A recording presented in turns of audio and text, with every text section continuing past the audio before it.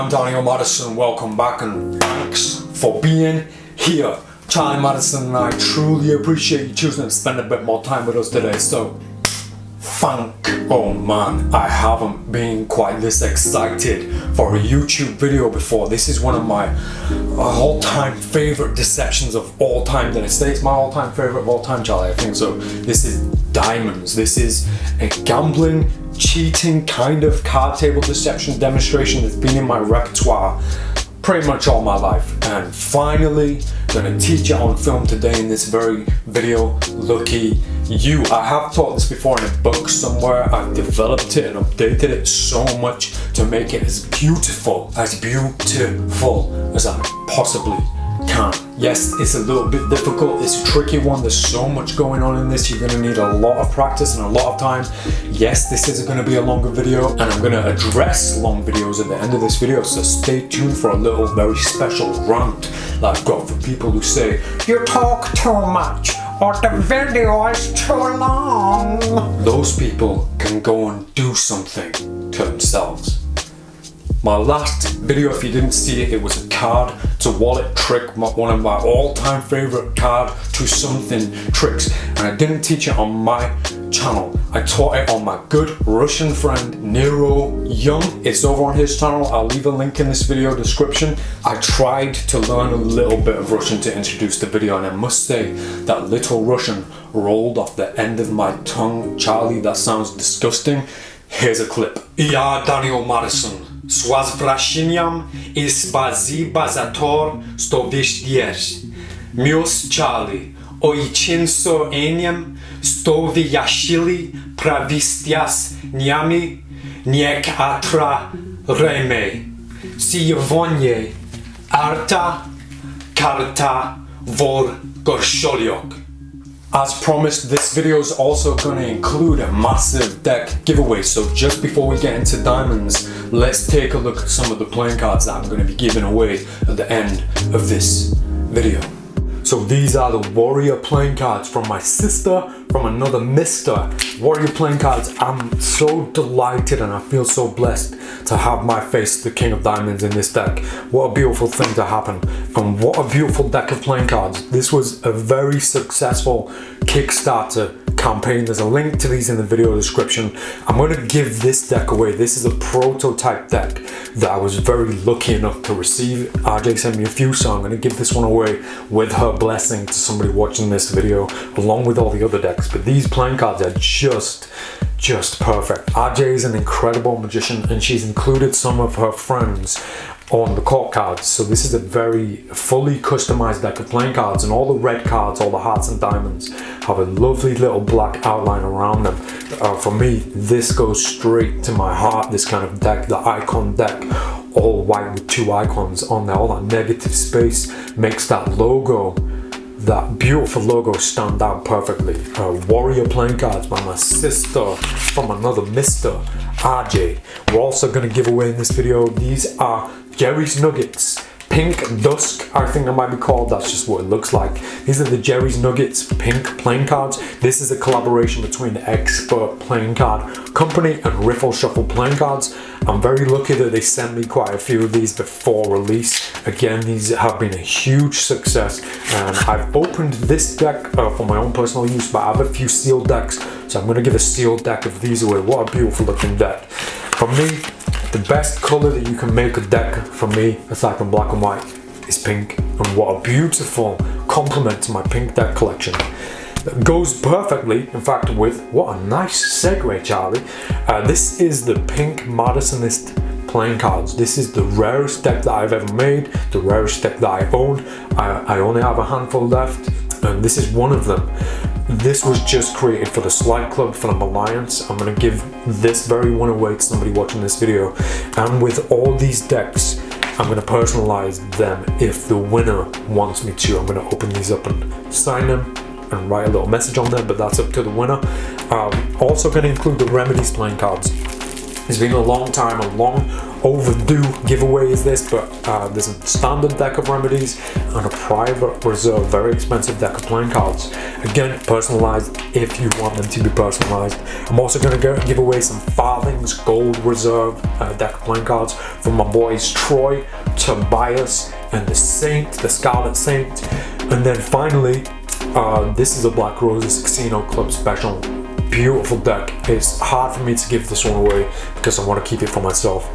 This was the first time my face appeared on a King of Diamonds in one of Daniel Schneider's decks. What an honor, what a blessing. So all these playing cards are going to be somebody who's watching this. I'm going to give them away, and we'll talk about that at the end of the video.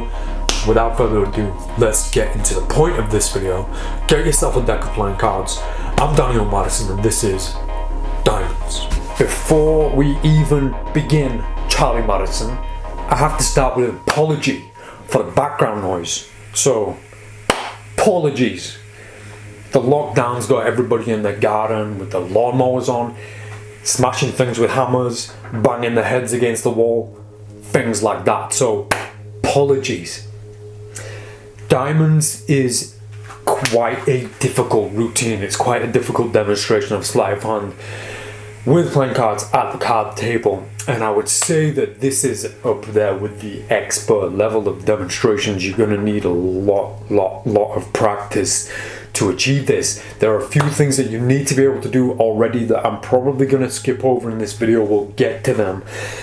Mainly a bottom deal. Most people watching right now don't think that all of the diamonds that are being dealt are bottom deals. It's quite the opposite. All of the diamonds in this trick, all of the subject cards, which are the diamonds, they're all dealt fairly from the top of the deck, and that's the one thing, the main thing that sells this trick. The one most beautiful thing about this trick is the subject cards actually come from the top of the deck, the most fairest position. All of the discards, all the cards that we're dealing to the side, they're all false deals. It's going to be quite difficult for people who aren't used to sleight of hand, but bear with me and please watch through, because if anything, hopefully this routine, this demonstration will encourage you to learn a few more advanced sleight of hand techniques. This one is advanced. There's a warning from the start. There's quite a few different principles and ideas at play in this demonstration. Mainly, the first one that we've said already, bottom dealing, we'll get to that.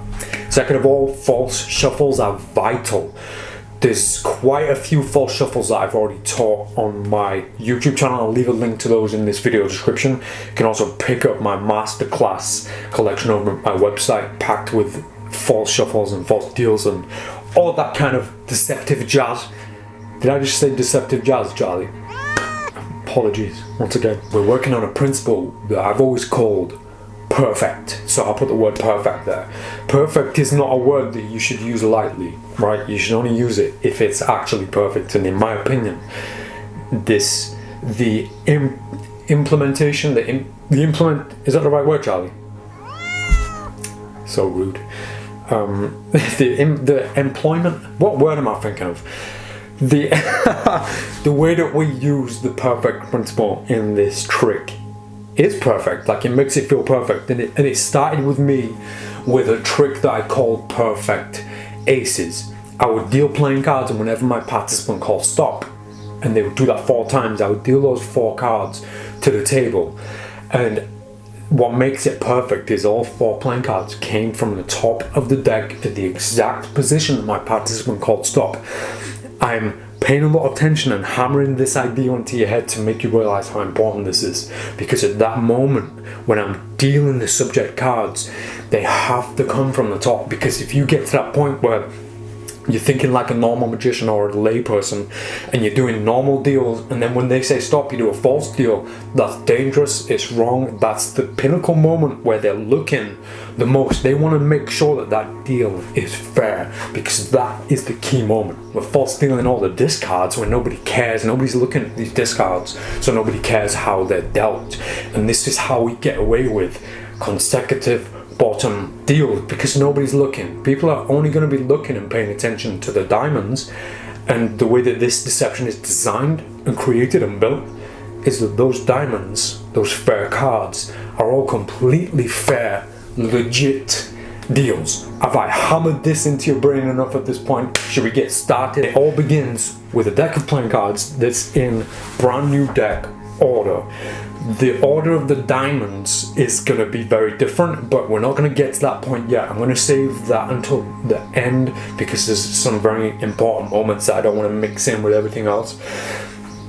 New deck order to me, which I've always called the Madison order, is a kind of modified European order, which means we have all the spades together, ace to king, then hearts, ace to king, clubs, ace to king, diamonds, ace to king, spades, hearts, clubs, diamonds. If you just did diamonds, if you just went straight into this trick without doing any shuffles, then you're making it very, very obvious what's happened. You're making it very easy to backtrack, and it'll make no sense because it's in that last moment, if you spread the deck and it's in order, people are just gonna go, well, yeah, because you didn't shuffle it.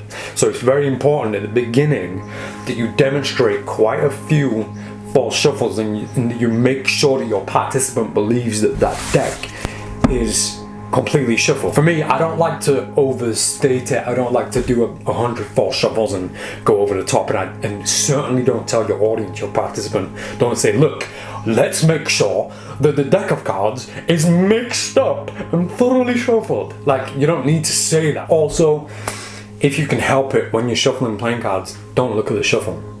Don't look. A little tip that will take you a long way. If you're looking at a shuffle and you're so pristine, this is something that I used to call the dirty B swear word theory. I now updated it to call it the soap theory. If you do your shuffles, your false shuffles, to look quite messy, they look so much more realistic, so much more believable. I would typically go for a running cut and make it kind of messy on that last moment, make it kind of a mess. And then a push through shuffle always looks very convincing. And again, because of how mucky it looks, how messy it looks. And then we're gonna do one more running cut. When I'm doing deceptions at a card table, I like to stick to shuffles that are on the table shuffles. I don't really want to pick the deck up and do some false shuffles in my hand. It brings a little bit too much attention to the fact that I'm controlling the playing cards more than I probably should be. If they're in my hands, it means I've got more control. When they're on the table, there's this weird perception where my audience thinks that there's a little bit of disconnection, like I can't be in full control of a deck that I'm not holding on to. Anyway, Charlie, let's get into it. So the deck is in full deck order. We do 4 shuffles, then a few false shuffles, then I'm going to take the playing cards. All my discards, all the cards I'm going to deal to the side are going to be bottom deals, consecutive bottom deals. Di Vernon, God bless his lovely little face, said that nobody should ever practice or execute consecutive bottom deals. I strongly disagree with Di Vernon. He was saying that at a card table, in a card game, in a real game, that no circumstance or situation whatsoever would you ever need to consecutively bottom deal multiple playing cards, consecutive playing cards. I disagree. I've been there, I've done that. I think he was talking from a magician's point of view, in the narrative of a card cheat, of a gambler. We don't want to get into it in this video, but consecutive bottom dealing, the mastery of it, opens up so many doors for incredible deceptions. This is one of them. So consecutive bottom deals, for anybody who can't bottom deal, essentially my hands are moving like this, like Spock from Star Wars, underneath the deck. The deck's gripped between finger 2 here and the clunge of my hand here, so that there's a nice grip on that bottom card, on the bottom bunch of cards in the center of my palm. This finger 2 is dead straight. I'm not going to give away all my secrets in this video, but this finger's dead straight. This prevents knuckle flash. I put the top card over with my thumb. At the same time, finger 3 is coming over and making contact with finger 2, pressing upwards and then releasing the bottom playing card like this. This card is covering it, so when I come and take the top card, I actually make contact with the bottom card with finger 2 of my free hand, and I pull it away like this as the thumb pulls this card back. This is a basic exposure teaching of a bottom deal. What hides the bottom deal the best, in my opinion, is coughing when you do it. Is this body language, this dance between both hands, both hands coming together like this. We don't just leave this hand still and take the cards away like this. We don't just do this, and we certainly don't do this, leave this hand doing and pull the deck away. But it's a marriage, a perfect marriage between the two. We bring those two together and we create this flow, almost like an orchestra. I'm conducting an orchestra like this. Both hands come up slowly. I hit the bottom deal here, and then they both come down together like this. So this is how I'm executing the bottom deal. You'll notice that movement is quite common in all of my false deals.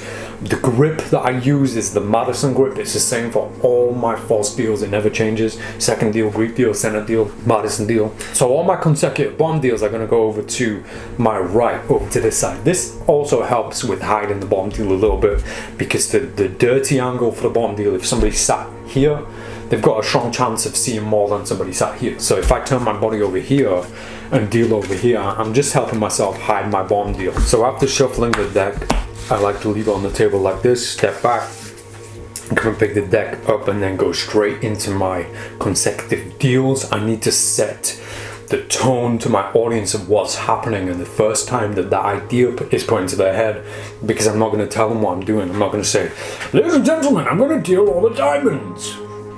I want it to be a bit of a story that kind of tells itself, and this certainly is a demonstration that can do that. So I'm going to do a series of discards off to this side. So do a series of bottom deals, and then I'm going to stop, come over here, and at this point, this is a very, very important moment, especially the first playing card. I'm going to push it over slowly with my thumb, and I'm going to take it very slowly like this and put it here very carefully. This sets the pace, it sets the story, it sets the tone in my participant's mind. The way that I did that, I was being as careful as I can to make sure my audience knows that that card came from the top, came from the point where I stopped dealing. The fact that I did this very carefully also suggests that these playing cards did in fact come from the top. I'm going to come back now over this side. I'm going to cause a separation between the two situations, between between the subjects and the discards. Again, more discards over here, and then I'm going to stop randomly at some point and do the same thing. A few less this time, a few more this time maybe, and then come over here carefully, and then two together. Right, now I've got 5 playing cards. I use the 5th card as a marking point for me. So when I deal the next diamond, few discards, I'm going to deal it towards myself a little bit. So I know that this is 5 cards and this is the start of the next 5 cards. In fact, let me move that into shot a little better. So now we're on card 7. I'm going to deal a bit more than I usually would at this point, just to show you something. So I don't have much cards left, and I've only dealt 6 cards, so I'm going to use this opportunity to go and then come back and get one more. There's this nice idea that I like, this nice suggestion that I like to put in my audience's mind, that when I'm getting further on into the trick, that I'm starting to question, oh man, is this going right, is it going wrong? That tiny bit of uncertainty in my performance, in my act, goes a million miles in making my audience believe that this is a real feat of skill, feat of fete. I don't know, Charlie. I haven't got many playing cards left, so I'm going to do 2 more together, and I'm going to be confident with these 2. Now I've only got 3 diamonds left to deal. In fact, let me move these a bit out of the way. This card's over a little bit, just so you can see. In an ideal situation, I want to end with 3 cards in my hand, 2 discards and 1 diamond. Now I can time that probably with the playing cards I've got in my hand, knowing that I've got 3 cards left, and I have to divide it fairly evenly at this point by the feel of these playing cards. A nice tip as well, if you're struggling with your bottom deals, if your bottom deal gets to a point where you miss one, or it feels like it's stuck a bit, sometimes I'll come up here and I'll take a bottom deal and I'll put it on top of the pile and I'll move the pile a little bit. And this is just a distraction for me straightening up my hand over here, just straightening up, making sure that I'm ready for the next bottom deal. Just buys a little bit of time. It's a very natural thing to do, to move those playing cards side to side, or make sure they're straight, or in a neat pile is what I'm trying to say, Charlie. I'm a very tidy person. So I'm going to do 2 more bottom deals, another diamond. So I've now got the king and the queen of diamonds, the last 2 diamonds on top, and I've got 3 playing cards in my hand. So I'm going to do 1 more bottom deal off to the side, making it even. Making it very even, 2 diamonds here. I'm going to deal 1 more diamond to the subject cards, and this is my ideal end situation. So at this point, with these last 3 cards left, I've got a king of diamonds, and I've got a king of clubs and a queen of clubs, the last 2 cards left. At this point, I'm going to do a second deal. This is just one of many variations that you can do. I'm going to do a second deal. Bear in mind, this is the king of clubs. You have to remember this. I'm going to take this second deal and I'm going to put it down here. Then I'm going to take the king of diamonds and I'm going to put it here. But before I let go of it, I'm going to pause and I'm going to come back and I'm going to change my mind. I'm going to put this one here, and then I'm going to take this one, so that's the queen, and put the king of clubs on top of it, and then put this one here. So I made a mistake without talking about it, without saying it, but I demonstrated a mistake. More importantly, I demonstrated a correction, so I know that something went off, but I was able to fix it. At this point, all the diamonds are on the table. Ace, the king of diamonds on the table. More importantly, the deck over here, because they were all consecutive bottom deals, the deck did not change order. So all of those playing cards are in perfect order. Now pay attention and do exactly as I do. We're going to spread the playing cards out. We're going to go 2, 5, 8, 9, queen. Now we're going to take them out like this, and I'm going to reverse the order of the cards you've just taken out and put them on top of this pile. So 2, 5, 8, 9, queen. If we spread this out and have a look, your packet should look just like this one. King, Jack, 10, 7, 6, 4, 3, Ace, 2, 5, 8, 9, queen. Every time I do this trick, the order of this packet is different. Once you know the method, the principle, which we're going to look at now, you're going to be able to do the same thing. You're going to be able to change the order of this many, many times. You don't have to remember the order of this. I don't remember the order of this. This is just new order to me. The principle and the way that you deal these playing cards allows you to not have to remember this. So now that they're in that order, we're going to square them up, put them on top of the deck. You can put the deck away in the box before you're ready to go. Then when you're ready to go, take this deck out. It's in this order. Obviously you're not going to show the order of this deck ever. Now I'm a huge fan of deck switches. There are so many deck switches that I've taught on my channel, and one thing that I love to do, especially when you're at a table performance like this, is give the deck to the audience and allow them to shuffle. Let them shuffle the playing cards. Then when they give me the shuffled deck back, I'm going to have a deck here and I'm going to do a deck switch, and I'm going to spread the deck out, get rid of the deck that the audience has just shuffled, and this all of a sudden looks like the deck that they have shuffled. So we start with our bottom deal. One thing that I love about this idea of bottom dealing, especially discards off to the right, is making a really messy pile and not caring where they go. In this case, because we're doing consecutive bottom deals, this pile needs to stay in order. I can't afford to have a card go over here and then forget about it and then carry on, because this card is now going to be out of order. So I have to make sure that it lands on top right here every single time. Now I'm going to take a diamond, face down, starting with a king. And remember the counting thing that I taught you. I can see there's 2 cards there, so I don't have to think about it. A few consecutives, back to consecutive bottom deals, back to consecutive bottom deals. And by the way, you cannot afford to have 3 diamonds together in the deck. Here we have 4, so I'm going to do my 5 mark by putting the 6 card here further towards me. This marks that these are 5 cards. Again, it's a nice idea as well. Make sure that you don't take the diamonds too fast. Do it really slow like this. And it's a nice idea to have this dropping, this kind of carefree, careless. For me, there's nothing too much worse than bottom dealer or false dealer, gambler who deals like this. You know who you are. Stop doing it. So we have 5, 6, 7, 8, 9. Again, remember, I've completely messed up my deck by demonstrating a bad bomb deal. And remember that you can have those consecutive deals. And now I've got 5 and 1 more, so I know that this is 10. You can, at this point, the next stamina you deal can go a bit up like this. So now you know you've only got 3 left to do, unless you've been counting them perfectly in your head, which is what I usually try to do. So now we've got 2 left, and I've got a whole bunch of playing cards, so I've got a lot of room to play. So I'm going to play a little bit with more bomb deals. You can do this if you want.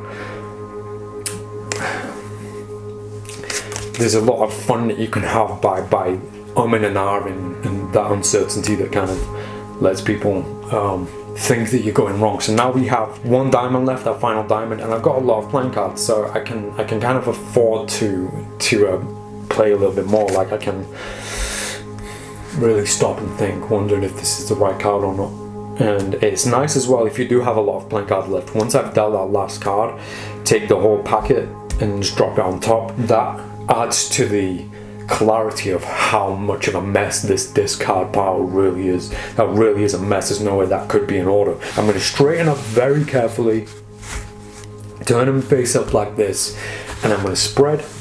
They're not in order, so it's a strange thing for an audience to look at, but they're all diamonds. So I need to leave it for the audience to soak that in. And this allows me to come over here and straighten up my discards. While I'm straightening this pile up, I can really take my time. And now it's going to sunk in that these are all diamonds. But it's a problem, Charlie. These cards are not in order. So now we're going to take these cards face up, and we're going to do the diamonds deal. Serious acknowledgements and credits to Ricky J, Derek Delgadio, Michael Webb. I've seen quite a few other people playing with things like this, and the best method I've found for this I'm going to save for the Malines, but let's focus on this now. The card on top instructs you what to do. Every top card is instructive. I know that the order that this spread needs to be in is King, Queen, Jack, all the way down to Ace. I know that. And the deck itself, this packet itself, tells me what to do. So the King's here, that's telling me to deal from the top, right? Because I need a King here. The next card I need is the Queen of Diamonds here, but I can't see it. It's not here. So the packet's instructing me, it's telling me where the Queen of Diamonds is. It's on the bottom. So now I do a bottom deal. And there we have the Queen. The Jack's here, I know it's there, so I do a fair deal. The 10's there, I do a fair deal. Now there's 9 and an 8 missing because there's 7. So this tells us the 9 and the 8 are both bomb deals. Bomb deal 1, bomb deal 2, top deal 7, 6 already there. There's no 5, so it must be on the bottom. Bomb deal 4's here, 3's here, 2 isn't there, so I have to do one final bomb deal. And then I have my ace, give it a little spin, drop it into place. I'm going to do the same thing that I did. I'm going to set these up, but in another completely random order. So I'm going to do, let's say we do the 2, the 5, 7, 8, Queen, King. Take them out, peel them off. 1, 2, 3, 4, 5, 6. Now this is a completely different order to the one that we started with, but the same principle applies. I know that the true Madisonists and advocates are still here, so fine. So I'll do this at speed. I know the Jack's here, so I've got a King and Queen. So bottom, bottom, top, top, top, bottom, bottom, top, bottom, top, top, bottom, top. Spread, and it's in order. And now I go take the deck very carefully, turn it face up to show that Ace of Spades, and then very carefully and slowly spread the deck out, stand back, do a bow, do whatever you want. The trick's over, and what a beautiful, beautiful moment that really is. Now I'd love to address something at this point just for a few moments. The idea of how long these tutorials are and the amount of people who complain, who I see and hear complaining about them being too long. I would love to invite those people to please leave. Just go away, leave. If you find a tutorial, a lesson teaching magic and sleight of hand that's under 5 minutes or even under 10 minutes, then you should probably avoid those tutorials, tutorials. You should probably avoid those lessons. I take what I do seriously. It's my life. And if you're asking me to squeeze all this valuable and vital information down into a 5-minute video that should be a 3-hour video, I'm already condensing it as much as I possibly can. I don't like to leave any stones unturned. I want to teach you everything, absolutely everything I know about the trick at hand. In this case, diamonds is a very, very complicated and intricate trick. If I were to squeeze this trick down in 5 minutes, 10 minutes, then shame on me. Shame on me. That would be terrible. That would make a bad teacher of me, and I don't want to do that.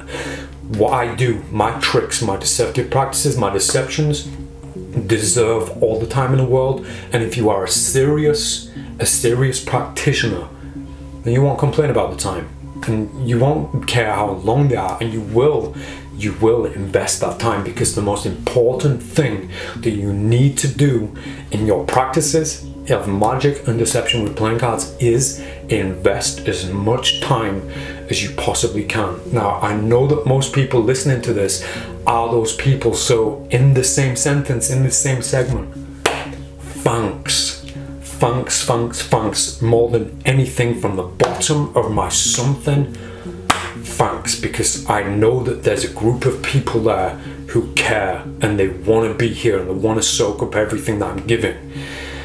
In most cases, I save all the gold, all the most important information for the Alliance over at Madison.ist. That's where I want my most serious students to turn up and spend as much time with me as you possibly can, because that's where I give all the gold. This isn't to suggest that I spend time listening to negativity. As a rule, I stay away from negativity. I'm a very positive, very kind of calm Buddhist Zen person, as you know, Charlie Jesus Christ Madison. But it did frustrate me a little bit to see so many people saying, "Oh, you're too long, you talk too much, the videos are too long," and I think it's disrespectful. I really do, because magic, the practices of deception and sleight of hand deserve all the time in the world. So I'll repeat myself. If you're not happy with how long these videos are, bye bye. See you later. Just go away. I'm not here for subscribers. I don't care what my subscriber count is. I care that I'm sharing and passing down the good and important magic, or at least as good as I can make it. I'm trying my best to do a good job, and that's all I can do. And I'm having a lot of fun on the way, by the way.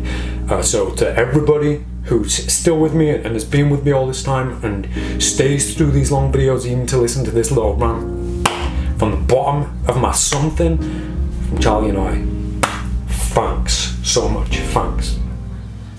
That was Diamonds. I hope that you enjoyed it. Please have patience when you're practicing.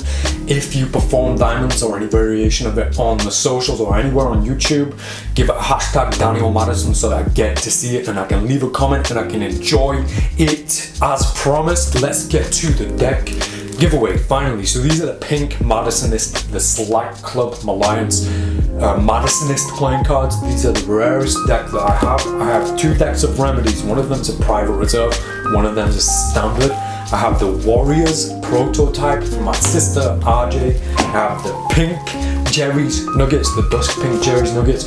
I have the Club Special Black Roses Casino that has my King of Diamonds in this deck. And I have the Farthings from my boys, Troy, Tobias, and Saint. I'm going to throw in a few extras that I'm not going to show in this video into this box. I'm going to personalize those decks for whoever wins, and all that I want you to do, I want it to be very simple. I'm a very happy person. I like to have a laugh. Make me smile, make me laugh. Doesn't mean telling a joke, just put a smile on my face.